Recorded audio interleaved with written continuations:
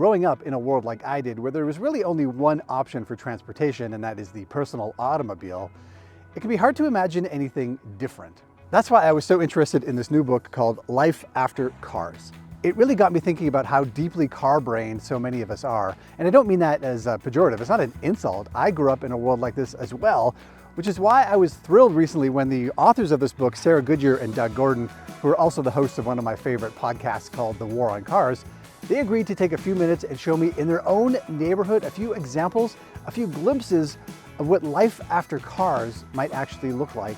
And it showed me a clue in a weird place that we all know about, and that's Sesame Street. Let's check it out.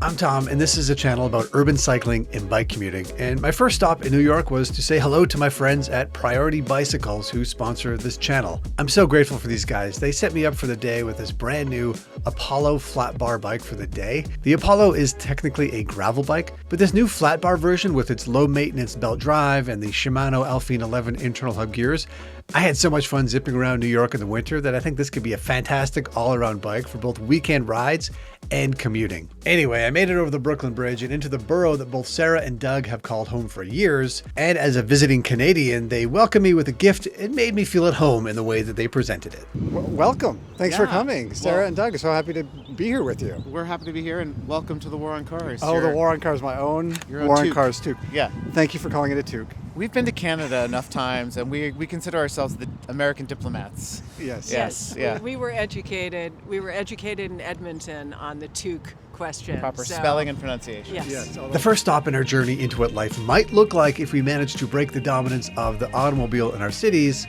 was right here.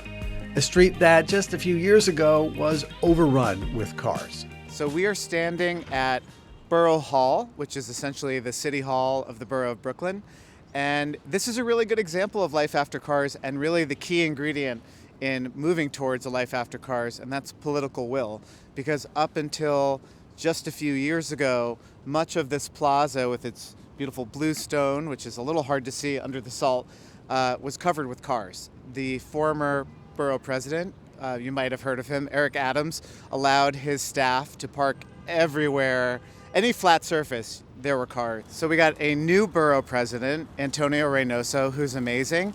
And sort of one of his first acts as borough president when he took office was to tell his staff no more parking on the plaza. And you can see it's just so much more pleasant as a result. So it's become a big gathering place for the people of Brooklyn. There's often events here, concerts. There's a menorah during the Hanukkah season where they have dancing and singing pretty much every night of Hanukkah. So it's a really great community center. So we mounted up and headed off, but not before they explained to me the bigger goals of their book. So the challenge is to imagine what life after cars might be like. And we don't mean that we think there are going to be zero cars in the world. What we're talking about is trying to imagine places without cars and taking back more places for people from cars and what that could look like and how beautiful that could be. Yeah, I think a good way to think of it is life after forced car dependency, which is not as quite a catchy title, but that's sort of what we're talking about. Like, what would your life be like if you weren't forced to depend on a car for every last trip in your life? Our next stop was in the shadow of the famous Manhattan Bridge. Now, bridges might seem a weird place to talk about car dependence because most bridges these days seem like they're built just for cars. But the Manhattan Bridge was actually originally built for trains, trolleys, subways, and people. And much like our cities, it was only over time that it was overtaken by automobiles. But here we are looking at a bike lane that links up with the bridge. And in that regard, this is a pretty important piece in imagining bridges beyond the automobile. This lane here didn't used to exist, and transportation alternatives advocate named Noah Budnick was hit by a car here, hit by a driver, and received pretty serious injuries. Thankfully, he's recovered from those, but one of the legacies of that was the construction of this bike lane, which was really the first truly world-class protected bike facility in New York City, and it kicked off a whole round of really dramatic improvements that made this a commuter route, and it's very well used, very well loved piece of infrastructure. And I think it also shows the importance of time as a tool in the urbanist toolkit. Like, nobody today remembers, and like we even had trouble remembering what this was like before. Yeah. And if you threatened to take this out, people would probably think you were crazy. Yeah. Next, we rolled through the DUMBO neighborhood, which you probably recognize from a million Instagram photos that look like this. Yes, I stopped and took the same photo as everybody else. Anyway, Sarah and Doug explained how this entire area has been transformed over the last decade or so. Part of it is gentrification, of course, which brings its own problems. But it also gives a glimpse into how these neighborhoods can evolve in ways that put people first rather than cars. I particularly like the fact that these cobblestone streets had been rebuilt with a nice smooth stripe when you're on your bike. This was the first Paint to Plazas project in the city, I believe. Yeah. And so this was a triangle. They literally just got the cars out, painted it in a nice way, put up some traffic cones and other barriers, put out some movable seats and tables, and that was the beginning. And now, as you can see, it's like nicely designed. There's permanent infrastructure, places to sit, really historic detail with the rail tracks still embedded in the ground. And it's great. And now you can actually walk very nicely under the bridge here, and there's a nice little public space under there. And it's great. On a spring day, people come out here, have lunch, be sitting. There's flea market, other markets that happen in this space on the weekends. So it's activated almost all the time. There was parking, there was through traffic going through here. People would park here. There was nothing here. Now it's been hugely gentrified.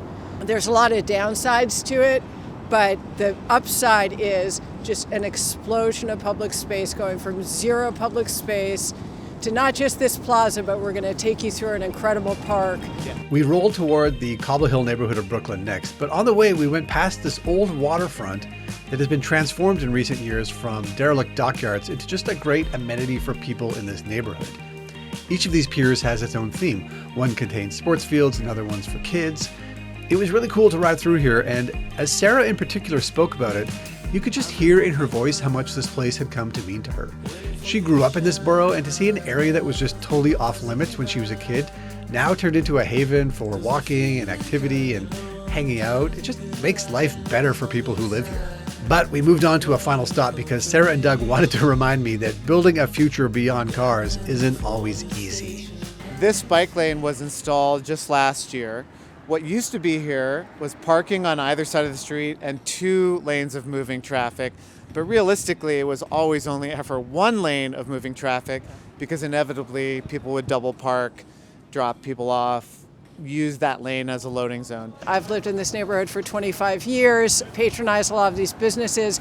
Unfortunately, some of the businesses didn't see the advantages of the bike lane and were concerned that it was going to impede loading and unloading and be a problem for their customers, when of course most people who shop here are arriving by foot and transit and bike. So this is a heavily used bike corridor. A lot of delivery riders use it, but also a lot of families use it. There's several schools on this street.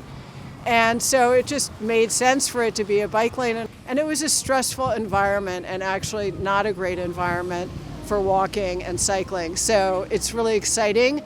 When the city put this in, it was like a dream come true. And it was very sad that there was so much pushback. But We did win. The judge threw out the lawsuit. And so now the bike lane can stay, which is great. In talking about this part of the borough, Doug threw out one line that really stuck with me. This is a neighborhood street. This is like Sesame Street, like Sarah was saying. Small businesses owned by local families, owned by independent businesses. And so it's a question of who do we want this neighborhood to be for? The people just cutting through and using it as a shortcut and belching their fumes and just subjecting everyone to noise and danger? Or do we want it to be for the people out for a stroll, going to get coffee, going to a medical appointment? This wasn't a metaphor. New York streets like this were literally the model for Sesame Street. When the show began, its creators consciously chose an inner city neighborhood inspired by streets in New York at a time when urban flight and decay was real.